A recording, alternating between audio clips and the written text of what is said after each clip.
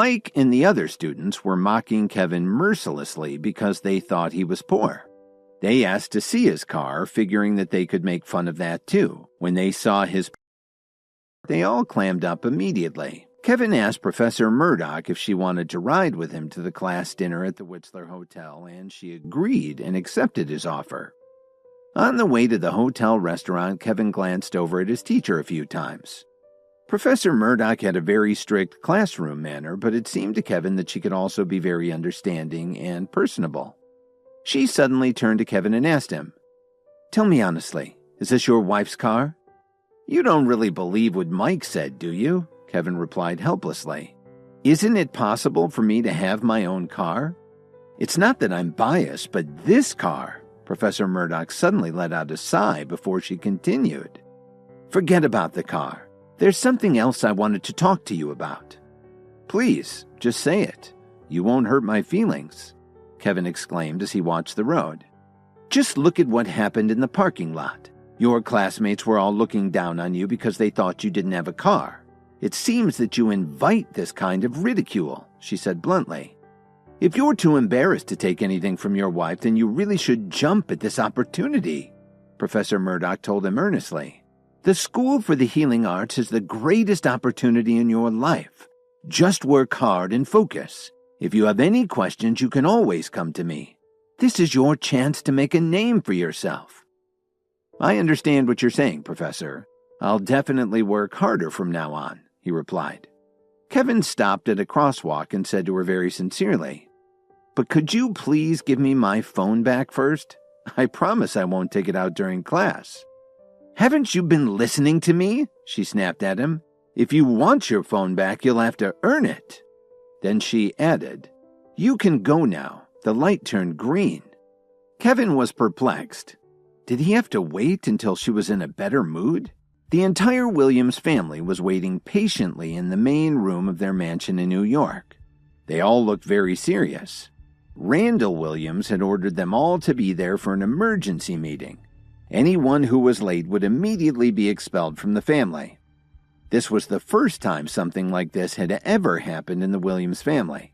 He must have had something urgent to announce. After a little while, Grandpa Williams walked into the room with Thomas by his side. He sat down in his armchair and looked at everyone gravely. "I called everyone here today to discuss an important matter. Kevin brought Dalton Steele here and caused us a great deal of trouble. But that made me think, if our family wants to continue to progress, we can't rest on our laurels. Sooner or later, we'll be eaten alive by the competition," he stated grimly. "That's why I've decided that we all need to work on ourselves, not only with training, but with the help of advanced herbal medication. It's the only way we can survive," he explained in a serious tone of voice.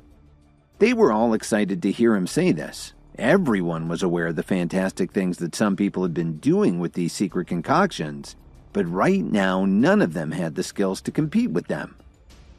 "Are you serious, Dad?" Laura was the first one to jump up and ask her father-in-law excitedly. She wasn't really into all the aspects of the topic, but she'd heard that it could promise eternal youth. Who wouldn't be interested in that? Grandpa nodded yes. "We have to keep up with the times. But there's one thing that all of you must remember. If anyone dares to leak a word of this, I'll show them no mercy," he explained to them. "It's the price we have to pay to become stronger, and to achieve our goals, we're going to join the Myriads." The entire room got so quiet that you could hear a pin drop. Everyone knew that there were a total of 3 major underground groups that you had to steer clear of. One of them was the Myriads, and the other was the Alliance. As for the third one, hardly anyone knew anything about them. Even the Williams family didn't know who they were. "Grandpa, please be careful. The Myriads are a pretty nasty bunch. Do you really want us to join them?" one of them asked. A lot of them had their doubts about this plan. Didn't it go against the family's values? Grandpa Williams let out a long sigh and admitted, "You're right. I also realized that this probably isn't a wise decision. But we really have no choice. If our family wants to survive, we have to train ourselves. This is the only path we can take." Laura stepped in front of her relatives and scolded them.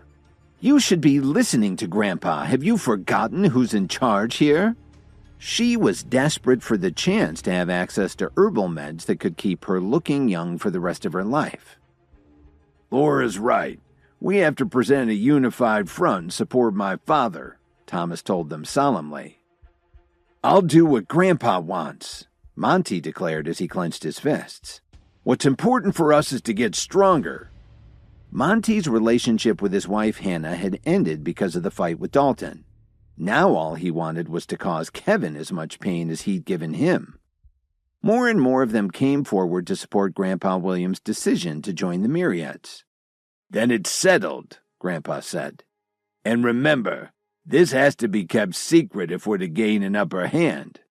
Then he motioned for everyone to leave. After they'd all gone, Randall Williams pulled out his phone and called Seth Roundtree's number. As soon as the call was connected, he told Roundtree that his family was willing to join the Myriads. Then he invited him to come to the Williams mansion if he had the time. "That's great news. You won't regret this. I'll be there tomorrow," Roundtree replied. While this was going on, Kevin was pulling up to the Whistler Hotel with Professor Murdock. He parked in the VIP area and walked in with her. Mike saw that everyone was starting to trickle in. He walked up to the front desk proudly and said to the staff, "Hi, we're going to need your largest private room." "Good evening, sir. Our largest private room is the VIP room. Please show us your VIP membership card and we'll get things set up right away." Unfortunately, the Whistler Hotel's largest room was only available to special guests. Mitchell Cook didn't mind if the largest private rooms remained empty most of the time. It was more important to have them available for his wealthiest clients. Since the staff hadn't been alerted by Cook that there would be a VIP group this evening, they assumed that this bunch of students didn't have the proper reservation. "What kind of rule is that? I don't have a membership card and I'm not from around here. All we need is a room. I don't care how much it costs, I'm willing to cover it," Mike said confidently. "I'm sorry, sir, without a VIP membership card, we won't be able to open the room for you," the concierge replied firmly.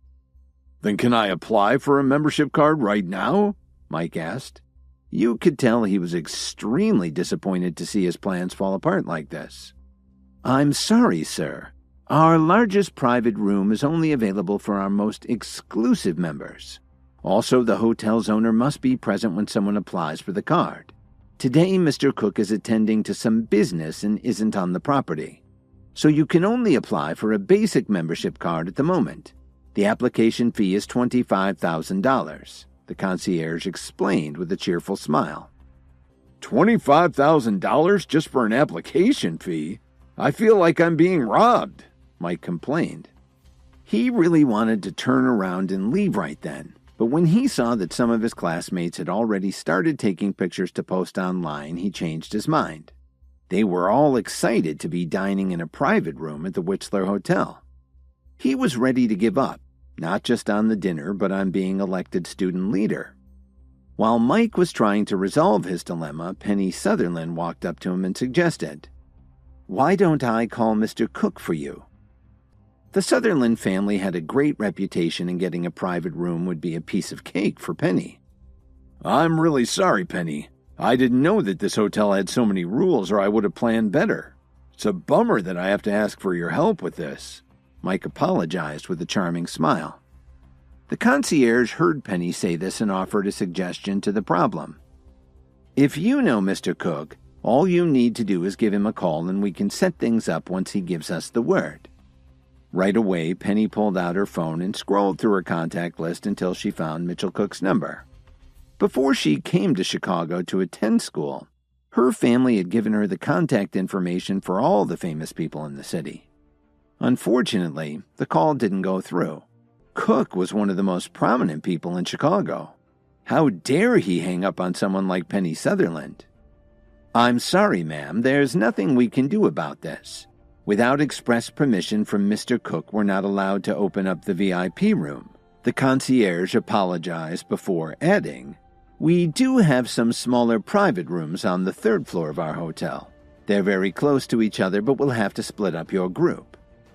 "If we have to divide the group, then we'll have to forget about the whole thing," Mike answered sadly. Everyone was incredibly disappointed to see this. If Penny Sutherland couldn't get them in the VIP room, then the situation was hopeless. Mike had just about given up. He looked at the crowd of students anxiously, unsure what to do next.